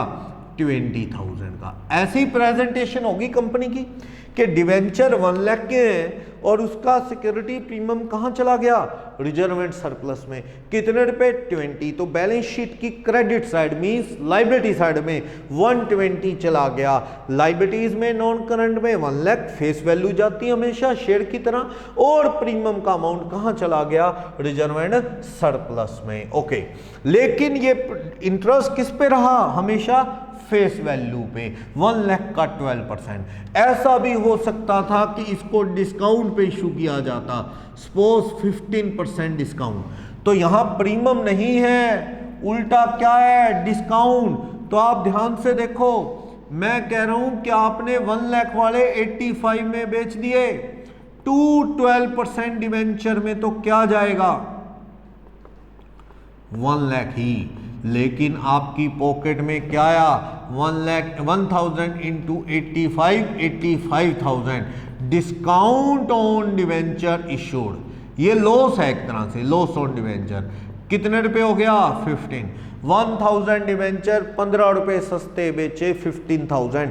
इस केस के अंदर प्रीमियम नहीं है, उल्टा क्या है? डिस्काउंट। तो आप बैलेंस शीट के अंदर तो फेस वैल्यू लायबिलिटीज में कितनी दिखाएंगे आप? ये, लेकिन एसेट्स जब शो करेंगे तो लायबिलिटी साइड है। एसेट्स में discount on issue of debentures कितने रुपए शो कर देंगे? 15। आपकी पॉकेट में बैंक बैलेंस में जाके कितना जुड़ा है? बैंक बैलेंस में तो 85,000 गया है असेट्स में, लेकिन 15 डिस्काउंट कहां पड़ा है? असेट्स में। टोटल 1 लाख, और लायबिलिटीज में कितना क्रेडिट? तो नीचे लिख देंगे being debenture issued eight 15% discount. अब आप देखो, अब भी फर्क नहीं पड़ा, मेरा इंटरेस्ट तो आज भी फेस वैल्यू कितनी पे रहा? 1 लाख। यानी डिवेंचर पार पे इशू करो, प्रीमियम पे या डिस्काउंट पे, तो अपना इंटरेस्ट ऑन डिवेंचर तो हमेशा किस पे कंप्यूट होगा? फेस वैल्यू ऑफ डिवेंचर जो कि 1 लाख है उसके ऊपर कंप्यूट होगा। तो उस तरह से कंप्यूट हो रहा है। ये डिस्काउंट एक लॉस है, नॉन करंट असेट्स में शो हो जाएगा, अदर इसको राइट ऑफ कर दिया जाएगा। एक्चुअल में ये एक फिक्टिशियस असेट्स है, फिक्टिशियस असेट्स। इसको क्या करना है? To be written off from profit and loss through P and L लिख दो, through profit and loss account. यानी इसको आप राइट ऑफ करेंगे किसके थ्रू? प्रॉफिट एंड लॉस अकाउंट के थ्रू इसको आप राइट ऑफ कर देंगे। ये नाम की सेट्स है फिक्टिशियस। एक होती है इंटेंजिबल असेट्स, जैसे गुडविल, पेटेंट, ट्रेडमार्क, कॉपीराइट, वो तो होती है इंटेंजिबल, उनकी तो वैल्यू है, दिखती नहीं तो क्या हुआ? इंटेंजिबल है। सॉफ्टवेयर हो गया, पेटेंट हो गए, कॉपीराइट, किसी चीज का ट्रेडमार्क या गुडविल, ऑल आर इंटेंजिबल। लेकिन ये इंटेंजिबल नहीं, ये तो फिक्टिशियस है, नियर टू जीरो, इनकी कोई असेट वैल्यू नहीं होती। इनको तो बस क्या करना है? धीरे धीरे क्या कर देना है? Right of. आपकी नॉलेज के लिए बता दूं, जो आप अभी अपा ठीक है बुक्स में चल रहा है, AS 26 के अकॉर्डिंग सारी फिक्टिशियस जो असेट्स हैं, फिक्टिशियस असेट्स, इनको नाम उसने दे दिया है इंटेंजिबल आइटम्स। और ये इसमें आ गया discount on debentures, loss on issue of debentures, advertisement के खर्च एटसेट्रा, इनको AS26 कहता है कि to be written off immediately, इनको not to be deferred, not to be deferred. इसको आप धीरे धीरे जैसे राइट ऑफ करते हैं ना करो। इसको जैसे ये 15 है, इमीडिएटली इसी साल मार्च 20 में क्या कर दो, profit and loss account debit to discount on debenture write of.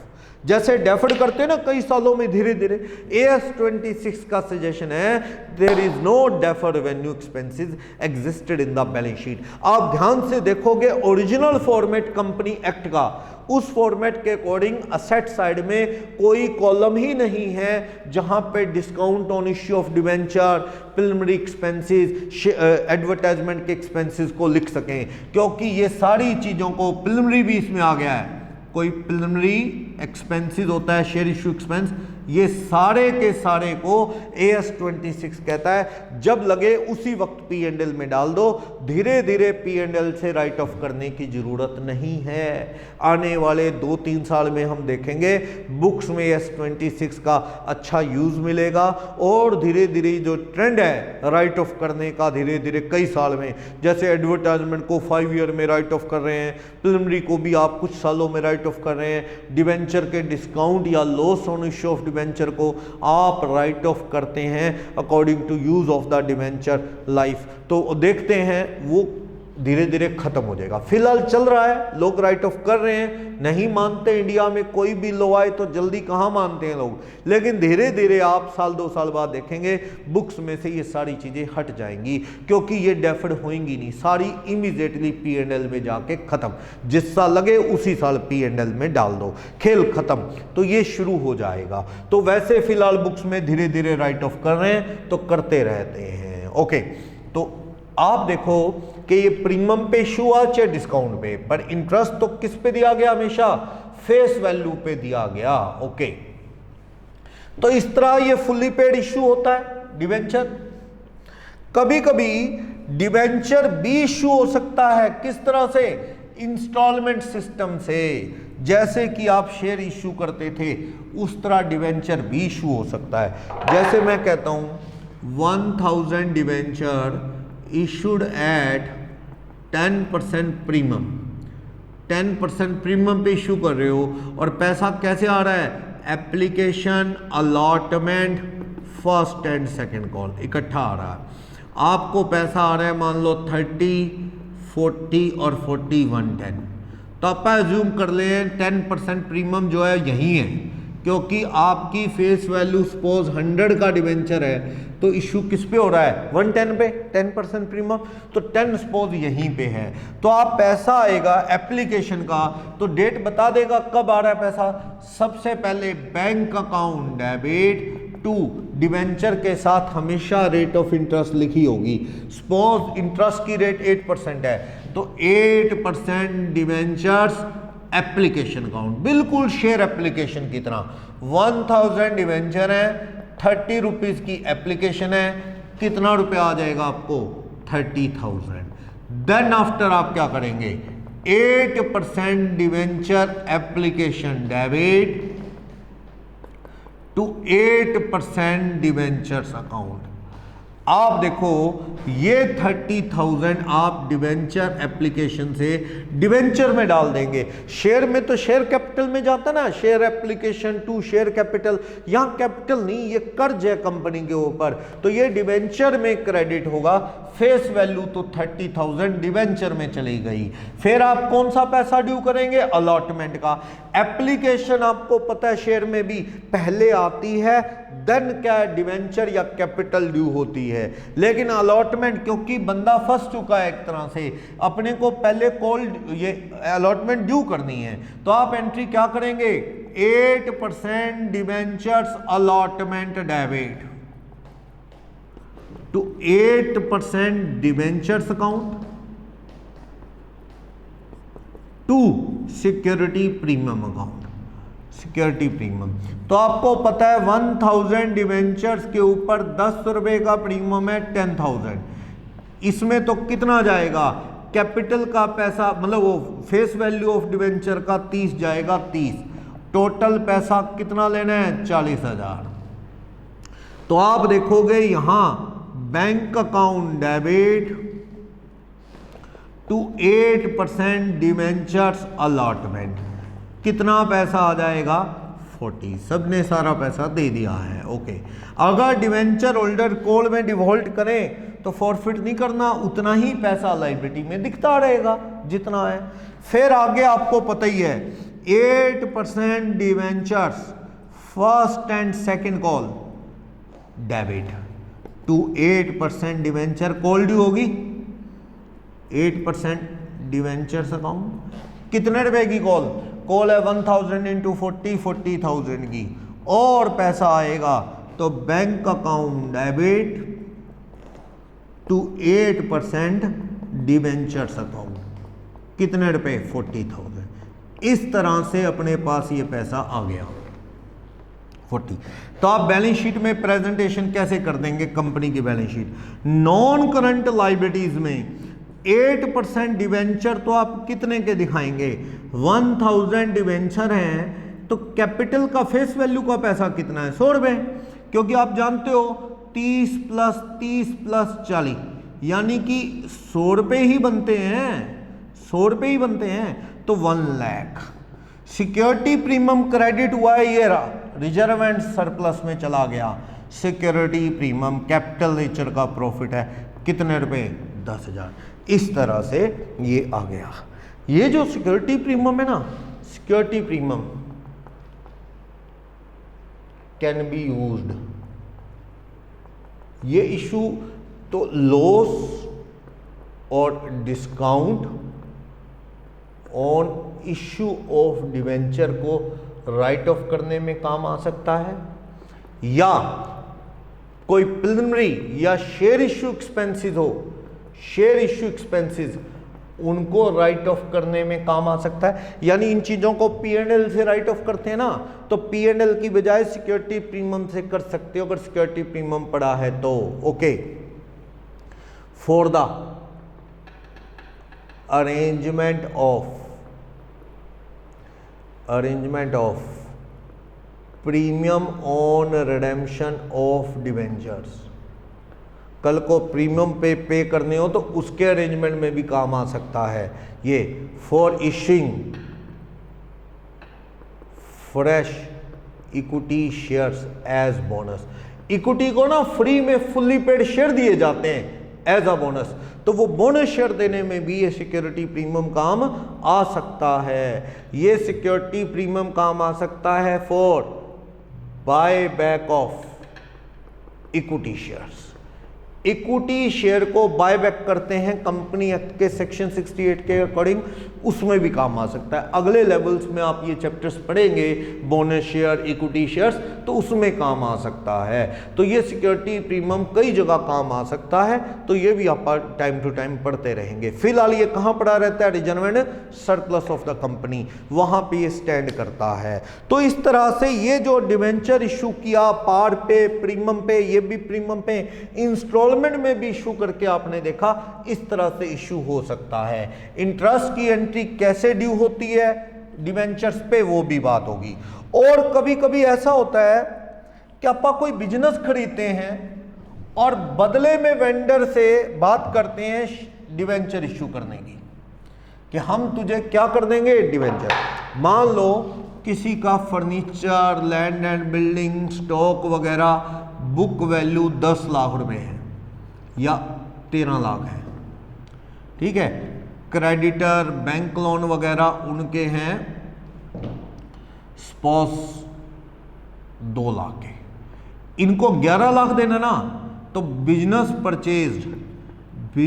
Purchase for 12 lakh, तो आपने तो महंगा खरीद लिया बिजनेस।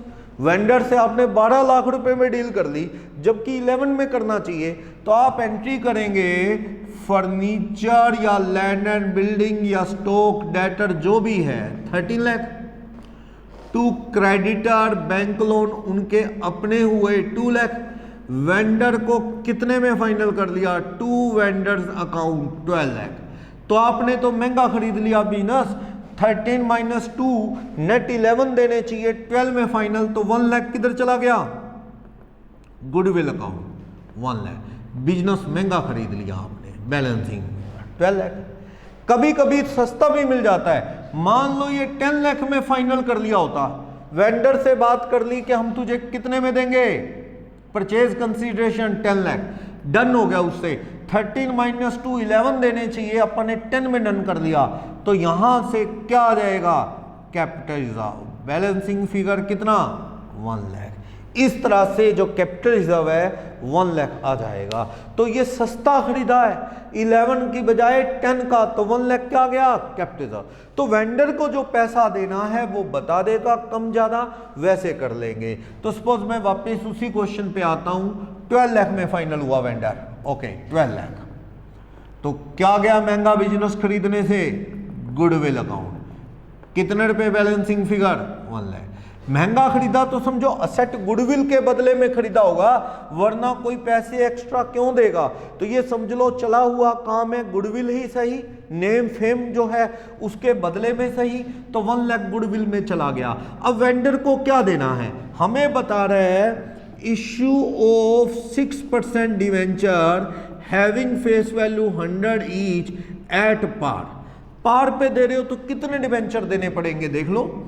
अगर एट पार दे रहे हो, 100 वाला 100 में दे रहे हो, तो आप इसको वेंडर को डेबिट करो, वेंडर्स अकाउंट डेबिट 12 लाख, इसको आप 26% डिवेंचर्स अकाउंट, कितने डिवेंचर दे देंगे, आपको 12 लाख रुपए देना है, 100 ईच का दे रहे हो, तो 1200 डिवेंचर दे दोगे, ₹100 ईच वाले, तो कितने के 12,100 ईच, तो आप इसको 12 लाख पार पे दे देंगे। तो आप अपनी बैलेंस शीट में फर्नीचर कितना दिखा देंगे। अब देखो बैलेंस शीट बनेगी अगर कंपनी की, तो बैलेंस शीट के अंदर आप नॉन करंट लायबिलिटी में तो डिवेंचर दिखा देंगे 6% वाले, कितने के हो गए 12 लाख के, ओके।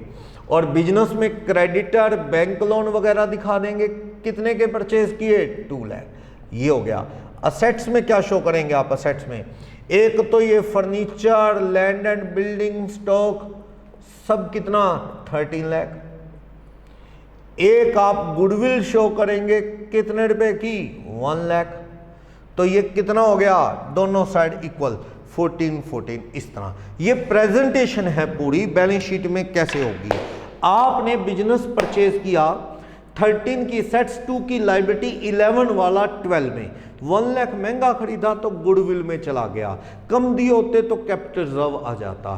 फिर वेंडर को आपने कैसे सेटल किया, उससे बात की 100 रुपये वाला डिवेंचर 100 रुपये में, 12,000 डिवेंचर दे दिए 100 ईच 12 लाख, तो वहां पे डिवेंचर कितने के चले गए 12 लाख के। और क्रेडिटर 2 ये खरीद दिए सेट्स 13, गुडविल 1, इस तरह से। लेकिन अगर यही क्वेश्चन होता, मैं चेंज कर रहा हूं, लो यहां पे मैं थोड़ा सा सिचुएशन बदल देता हूं, situation A, situation B, issued 6% debenture having face value 100, issued at 80 each, 80 रुपए में सस्ता दे दिया, तो आप देखो कितने डिवेंचर दे दोगे, situation A, situation B, at discount दे रहे हो, कितने में 100 वाला 10% ऑफ नहीं 20% ऑफ 80 ईच में दे रहे हो, तो आप एंट्री करेंगे वेंडर अकाउंट डेबिट, कितने वेंडर को डिवेंचर देंगे 6% डिवेंचर्स अकाउंट, आपने देना है वेंडर को 12 लाख,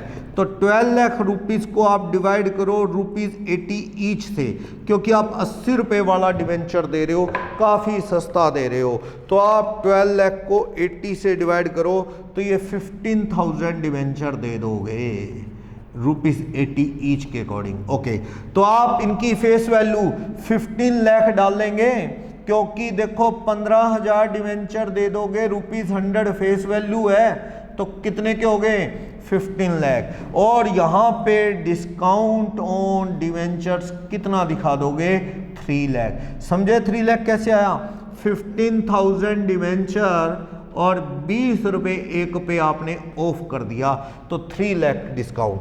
कल को इंटरेस्ट किस पे देना पड़ेगा आपको, इंटरेस्ट पूरे 15 लाख का 6%, तो लॉस में इशू कर दिए हैं। बैलेंस शीट कंपनी की प्रेजेंटेशन देखो, अगर कंपनी की बैलेंस शीट देखो अगर यहां इस केस में, तो आप यहां पे डिवेंचर दिखाओगे 6% डिवेंचर्स अकाउंट कितने के दिखाओगे 15 लाख। क्रेडिटर बैंक लोन वगैरह कितने के दिखाओगे, जो बिजनेस खरीदा था ये 2 लाख। असेट्स में लैंड बिल्डिंग फर्नीचर स्टॉक ये सब कितने के हैं 13 लाख। और ये डिस्काउंट ऑन डिवेंचर कितना दिखाएंगे, देखो फर्नीचर 13 लाख, गुडविल भी आ गई यहां पे 1 लाख रुपए की गुडविल कितनी 1 लाख। तो प्रेजेंटेशन देखो तो इस तरह से ये 17 लाख होगा। थर्ड सिचुएशन, यानी आपने क्या किया 80 रुपए का दे दिया, तो कितने देने हैं 12 लाख रुपीज वेंडर को देने हैं, तो वेंडर डेबिट 12, पर 12 डिवाइडेड बाई 80 15,000 डिवेंचर दे दोगे 80 के रेट से 12 लाख पूरा, लेकिन फेस वैल्यू में तो 15 लाख जाएगा, 15,000 इंटू 20 डिस्काउंट हो गया 3 लाख।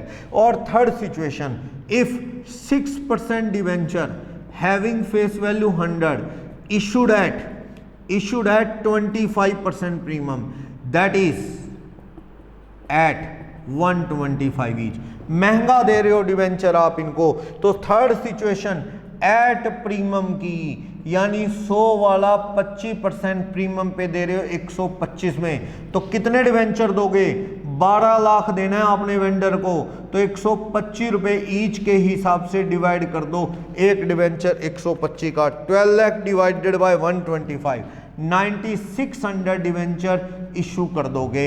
आप एंट्री करोगे वेंडर अकाउंट डेबिट, कितने रुपए देने हैं वेंडर को 12 लाख टू 6% डिवेंचर्स अकाउंट, कितना 960 करोगे, क्योंकि 9600 डिवेंचर इशू करोगे ₹100 ईच वाले। 2 सिक्योरिटी प्रीमियम में कितना डालोगे, 2 सिक्योरिटी प्रीमियम में 2,40,000। कैसे, आप 9600 डिवेंचर्स पे 25 रुपए का प्रीमियम चार्ज कर रहे हो, 9600 इंटू 25 240। अब अगर कंपनी की बैलेंस शीट पूछो तो कंपनी की बैलेंस शीट में रिजर्व एंड सरप्लस में क्या देगा, सिक्योरिटी प्रीमियम 2,40,000, ओके। 6% डिवेंचर कितने के आ जाएंगे, फेस वैल्यू 9600 डिवेंचर्स हैं ये, 100 ईच 960 के। क्रेडिटर बैंक लोन वो तो फर्स्ट पॉइंट के सब जगह सेम है, कितने के 2 लाख के, ओके। फिर आपको पता है फर्नीचर लैंड एंड बिल्डिंग वगैरह स्टॉक ये सब चीजें 13 लाख की हैं, 13 लाख। और बिजनेस महंगा खरीदा गुडविल कितने रुपए 1 लाख, ठीक, तो 14 लाख पूरा हो गया। तो ये थी प्रेजेंटेशन, क्योंकि प्रेजेंटेशन भी इंपॉर्टेंस रखती है कि बैलेंस शीट में किस चीज को कैसे शो करें, वो प्रेजेंटेशन भी जरूरी है। तो आपने वेंडर से बिजनेस लिया, बदले में वेंडर को क्या दे दिए, डिवेंचर, कभी डिस्काउंट पे कहा तो कभी पार पे तो कभी प्रीमियम पे, इस तरह से डिवेंचर को इशू कर दिए। पर याद रखना आपको इंटरेस्ट किस पे देना है, इस केस में इंटरेस्ट 12 लाख पे दोगे, 6% कितना 12 लाख का 6% 72,000 पर annum। इस केस में आप देंगे 15 लाख का 6% 90,000 पर annum। इस केस में आपको फायदा होगा, आपने महंगे बेचे हैं डिवेंचर, 960 पे देंगे 6% जो भी एनुअल बनेगा, और ये प्रीमियम पड़ा रहेगा बैलेंस शीट के रिजर्व एंड सरप्लस में। थर्ड सिचुएशन वाला प्रीमियम कितने रुपए का 240। ये काम कहाँ आ सकता है बताया था अभी, ये प्रिलिमिनरी एक्सपेंसेस या शेयर इश्यू एक्सपेंसेस को राइट ऑफ करने में, डिस्काउंट या loss on issue of debentures को राइट ऑफ करने में काम आ सकता है। तो ये पड़ा है पैसा, बोनस शेयर देने में, buy back of equity share में काम आ सकता है। और यही बात डिस्काउंट की, इसे आप डेफर्ड करने हैं। वैसे तो मैंने बता दिया AS 26 के अकॉर्डिंग तो डेफर्ड का कंसेप्ट खत्म हो गया है। वो कहता है इसी साल जब ये इशू हुए इमीडिएटली 3 लाख P&L में डालो, लेकिन अभी धीरे धीरे बुक्स में अपडेट नहीं हुआ और कंपनीज कर भी नहीं रही, तो वो डेफर्ड कर रही हैं according to use of fund. कैसे डेफर्ड होगा, राइट ऑफ होगा, वो इस चैप्टर के लास्ट पॉइंट में अपन डिस्कस करेंगे। तो आपको इश्यू ऑफ डिबेंचर पता लग गया, डिबेंचर का मीनिंग क्लियर हो गया। अब सिचुएशंस हैं ऐसी कि issue bye considering redemption. Okay, तो ये वेंडर वाला केस हो गया। अब उन सिचुएशंस की बात करता हूं जब इश्यू ऑफ डिबेंचर के वक्त ही आपने लोगों को ऑफर दे रखे हैं कि रिडेम्पशन कैसे होगा, रिडेम्पशन पार पे होगा कि प्रीमियम पे होगा, ये ऑप्शन आपने लोगों को स्टार्टिंग में दे रखे हैं। देखो उन सिचुएशंस की बात करता हूं। क्या सिचुएशन है? Issue of debentures after considering it's redemption. Debenture issue हो रहे हैं किस कंडीशन के साथ कि इनको रिडीम कैसे किया जाएगा, ये शुरू में ही बताया जा रहा है। तो वो सिचुएशन कौन कौन सी हो सकती हैं? एक तो इश्यू और इधर है रिडेम्पशन। चलो थोड़ा इधर शुरू करता हूं। रिडेम्पशन, इश्यू और रिडेम्पशन, वो सिचुएशंस क्या हो सकती हैं देखना।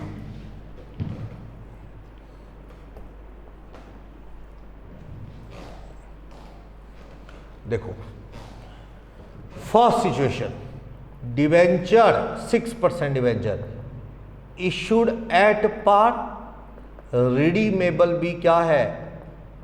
Eight par. मान लो फेस वैल्यू 100 वाला डिवेंचर है, इशू भी पार पे, कल को रिडीम भी क्या करना है? मान लो आफ्टर 5 ईयर रिडीम करना है पार पे। तो रिडेम्पशन के वक्त क्या एंट्री होगी? 6% डिवेंचर डेबिट 100 टू बैंक कितने रुपए पे करोगे? 100, क्योंकि रिडेम्पशन में कुछ एक्स्ट्रा नहीं देना, किस पे करना है? पार पे। तो वो तो सिंपल है। इश्यू की एंट्री भी क्या हो जाएगी? नॉर्मल। क्या पूरे पैसे आए आज? Bank account debit 100 to 6% debenture कितने रुपए? 100।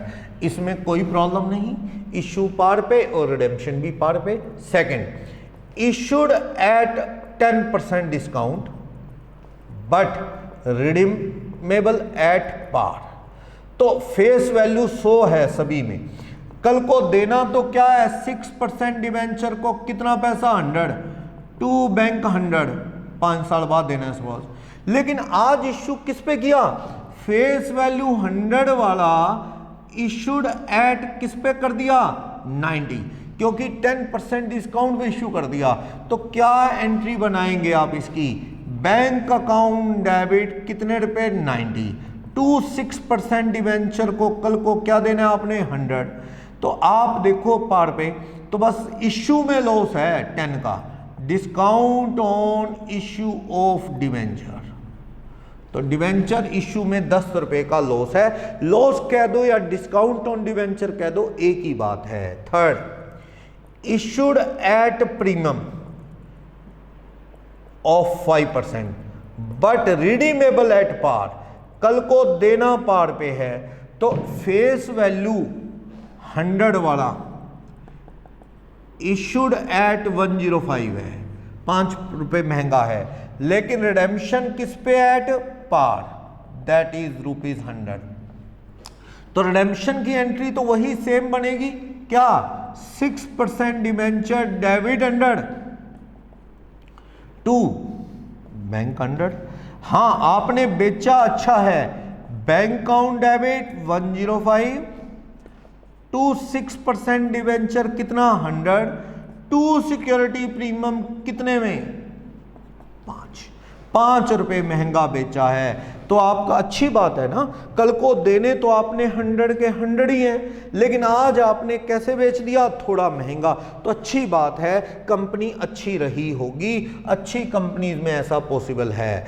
अब देखना सिचुएशन, इशूड एट पार 100 वाला 100 में, बट रिडीमेबल एट 10% प्रीमियम। तो हमें कह रहा है कि रिडेम्पशन एट 10% प्रीमियम, यानी कि एट 110। कल को आपने 6% debenture debit 100, premium on redemption debit 10 to bank 110। ये ना इशू करते वक्त ही बता दिया अपने लोगों को कि कल को हम कितने देंगे, ताकि लोग मन बना के शेयर में डिवेंचर में इन्वेस्ट कर सकें, डिवेंचर खरीद सकें। तो at the time of issue ही लोगों को बता दिया गया था कि तुम्हें रिडेम्पशन किस पे की जाएगी, तुम्हें 10 रुपए प्रीमियम पे दिया जाएगा। तो इशूड किस पे है, इशूड एट तो पार पे है यानी एट 100, लेकिन देना किस पे है, रिडेम्पशन एट 110 है देना। तो अकाउंटेंसी में कंसेप्ट है प्रूडेंस, प्रूडेंस या दूसरा नाम है कंजर्वेटिज्म। ये कंसेप्ट कहता है loss must be treated as loss immediately, loss को उसी वक्त लॉस मान लो, बट प्रॉफिट या गेन, प्रॉफिट और income can't be treated as income until or unless it is realized, it is realized। जब तक पैसा हाथ में ना आ जाए, मतलब until it is confirmed कह दो, जब तक पक्का ना जाए। लॉस डाउटफुल बेस पे मान लो, डाउट होती, इसी वजह से आप बैड डेट्स का क्या बनाते हो, प्रोविजन फॉर बैड डेट्स बनाते हो, इसी वजह से आप प्रोविजन फॉर रिपेयर बनाते हो, प्रोविजन फॉर टैक्स बनाते हो, इसी वजह से आप क्लोजिंग स्टॉक को किस पे वैल्यूड करते हो, वैल्यूड एट कॉस्ट और net market value, NRV means net realise value, that is बेचने के खर्चे काट के, मार्केट वैल्यू गलत है कंसेप्ट जो आप पढ़ते हो, नेट रियलाइजेबल वैल्यू है बेचने के खर्चे काट के, कॉस्ट और net realisable value whichever is less, यानी अगर क्लोजिंग स्टॉक की कॉस्ट 1 लाख और नेट रियलाइजेबल वैल्यू बेच के आने के चांस 90 है, गिर गया रेट तो 90 भी लिखो, लॉस हो जाएगा। ट्रेडिंग अकाउंट में राइट हैंड साइड में कम आने से प्रॉफिट कम हो जाएगा, और अगर बढ़ गया तो बढ़ाते नहीं ड्यू टू कंजर्वेटिज्म या प्रूडेंस। तो वही कहानी है, जब मुझे पता है कि कल को 10 रुपए ज्यादा देने हैं, नुकसान है, तो क्यों ना इश्यू के वक्त ही इस नुकसान को अरेंज कर लें। पहले तो आप इश्यू की एंट्री करो, bank account debit 100 to 6% debentures account 100, ये तो 100 रुपीज इश्यू की हो गई। अब ये प्रीमियम कल को डेबिट होना है, तो इसे आज ही क्रेडिट करके रख लो, premium on redemption of debenture, कितने रुपए का प्रीमियम 10, और ये लॉस 10 रुपए, loss on issue of debenture, ये लॉस डेबिट करके रख लो। ये लॉस कहां चला जाएगा, बैलेंस शीट की असेट्स में, और ये प्रीमियम कहां चला जाएगा, कंपनी की बैलेंस शीट में, लायबिलिटीज में, करंट लायबिलिटीज में डाल देना। अगर रिडेम्पशन पीरियड ज्यादा है तो नॉन करंट लायबिलिटी में डाल सकते हो, नॉन करंट लायबिलिटी में अगर पीरियड काफी पड़ा है रिडेम्पशन का, तो क्या premium on redemption of debenture, पता है ये देना पड़ेगा कल को, अरेंज हो गया है, P&L से नहीं लेना पड़ेगा। ये 10 क्रेडिट हो गया है और ये पड़ा है, देखो ऐसे, कल को पेमेंट करोगे तो P&L से अरेंज नहीं करना पड़ेगा। रही बात इस लॉस की, तो ये loss on issue of debenture, ये अदर नॉन करंट लायबिलिटी में पड़ा है, जिसे धीरे धीरे क्या कर देंगे, डेफर्ड। मैंने बताया अभी तो ट्रेंड यही है कि लोग धीरे धीरे राइट ऑफ कर रहे हैं, आने वाले टाइम में ये एक साथ P&L में जाया करेगा, क्योंकि AS 26 में अमेंडमेंट आ चुका है। तो ये 10 धीरे धीरे राइट ऑफ होगा, ये P&L में जाता रहेगा। सपोज 5 साल बाद डिवेंचर देने, चैप्टर के लास्ट टॉपिक में पढ़ेंगे, हर साल 2 राइट ऑफ करते रहेंगे। P&L to loss on debenture, issue of debenture 2 8 रह जाएगा, फिर राइट ऑफ करेंगे 2 6 रह जाएगा, इस तरह से राइट ऑफ होगा। लास्ट टॉपिक में आप देखेंगे।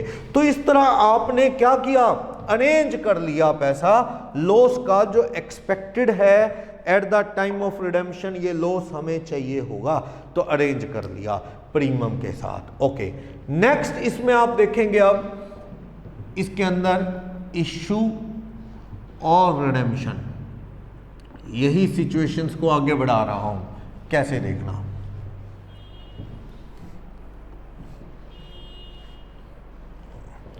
सिचुएशन 5 कि इशूड एट डिस्काउंट मान लो 10%, रिडीमेबल एट या issued at 5% discount, redeemable eight 10% premium, double loss हो गया कि रिडेम्पशन किस पे होनी है, रिडीमेबल एट 10% प्रीमियम यानी कि एट